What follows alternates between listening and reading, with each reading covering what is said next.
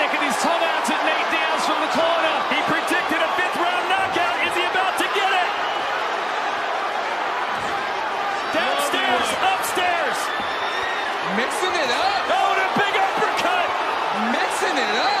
Is Nate about to go? Oh, cut him again. Nate's on his heels. Where's that left hook?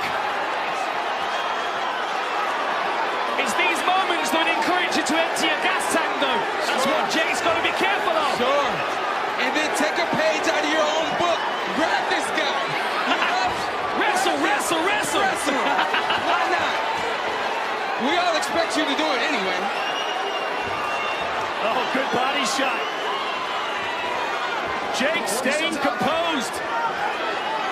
Here's the funny thing. The way that Nate Diaz is just walking off and making it look really nonchalant, it's a mind game. Absolutely. Look, Jake Paul slowed down because of it. Absolutely. He was doing it against Leon Edwards in the title fight. Like when he stepped in with the jab cross, it came out of nowhere. You can never count out Nate Diaz. Oh, and he's coming back. Look at that. 10 seconds to go. 10 seconds, Warrior. Stop on the bell.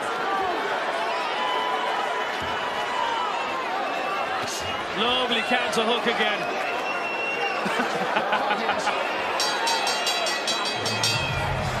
Well,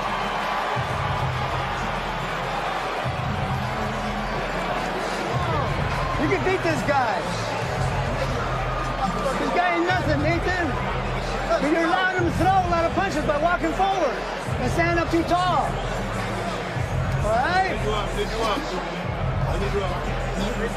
How you doing, Nate? Good. Sean, here's a knockdown. Man, just fading away. He stops, drops that hook right there. What did I say? The tempo. That's where Nate Diaz is soft at. The tempo drops him. Right here. This is just called a fadeaway hook. Boom. Right there. Lovely timing. Beautiful timing right there. And he used Nate Diaz's own momentum against him. Yep. But the special part about that, Nate looks like he's ready to go. And goes absolutely nowhere, but right back to the fire and makes it through. All right, Diaz has to come back strong here in this round. Work yourselves out.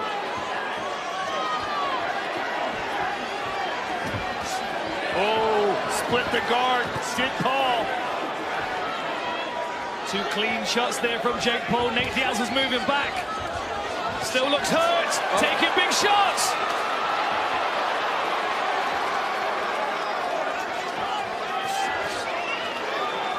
You can tell Jake has grown over his fights.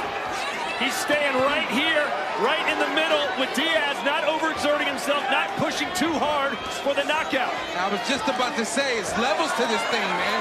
So even though Jake Paul's landing clean shots, where's the accuracy? You know what I mean? That punch on the temple. Now he needs to be aiming for the temple.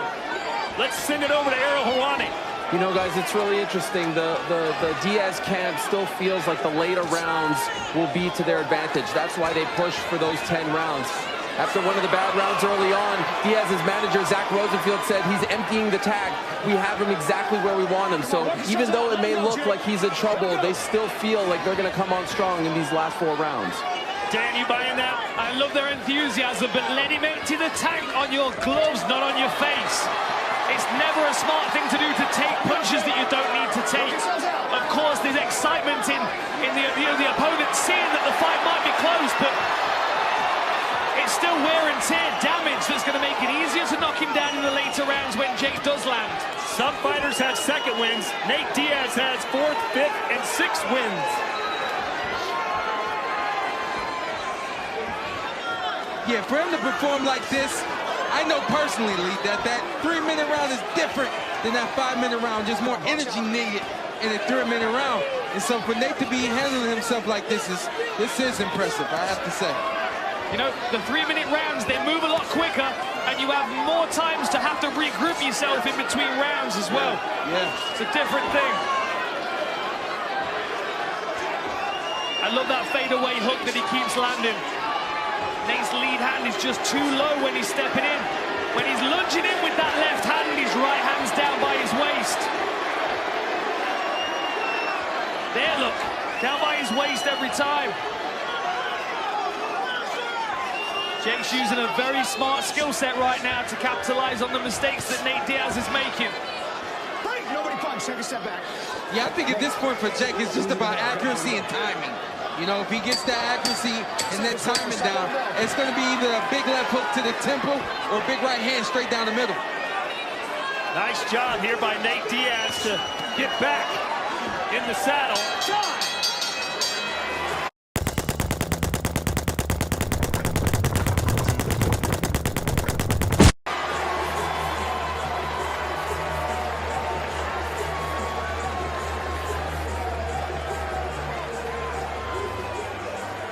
I'm good. But the problem is that we falling in. You ain't got to fall into him. Because he already bending over. He already off balance. I want you to keep your balance. Jake, that's what hey, listen, that's what we've been working on for the last 3 motherfucking months is what? Balance, balance. Your back toe up, champ. It can't be down. It's not about just throwing punches. I want hard punches. I want quality shots. Bring your knees to the elbows in tight and shoot that shit short and pretty. Hey, on the end of the punches. Look, pull it, play one on the end and shoot the body shot. All right? Let's go and breathe. All right, Sean Porter, you're scoring the fight ringside. How do you have it right now? Oh, man, through this entire fight, we're going into the 7th round. Only have Diaz winning 1 round.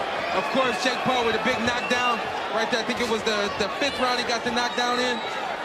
But to this point, man, it's been a fun fight, a fun show for us. Nice right hand for Jake Paul. Right down the middle. You think he's still thinking knockout here, Sean, or is Jake Paul just thinking, hey, if it comes now? No, Jake knows knockout. Jake knows entertain. He doesn't know win on points and go to the scorecard. So look at his movement right here. He's basically just trying to set up Nate for a big shot. He's doing a much better job of moving, though, staying on his toes this round. He's not letting Nate close him down like he has in previous rounds. Yeah, and I love it because when you move, people think, oh, he's running. No, he's not running. He's just trying to wait, find that timing, and set up that big punch. Right, creating space for you to walk into so he can punch you as you move into it. Yeah. 3 of Jake Paul's last 4 fights have gone the distance. He'd love to get a KO here over Stockton's finest. I can tell you what he needs to do with Nate. He has to hit Nate with the punch that Nate does not see. That's going to be the one that gets him. Nate is a fighter by nature. He's been in the octagon for forever. Anything that he sees coming, his body is made and ready for. Exactly that. It's the punch that he doesn't see that's going to get him. You got to remember, people have kicked this man in the head and not knocked him out. Exactly. Hey, it might be another one of those temple shots, Sean. That doesn't really hurt you, but it just discombobulates you, knocks your rhythm off, and you go down. That, and also the hook is the punch that goes out of the out of the eyesight, and then comes right back in. So that is the punch that you don't see.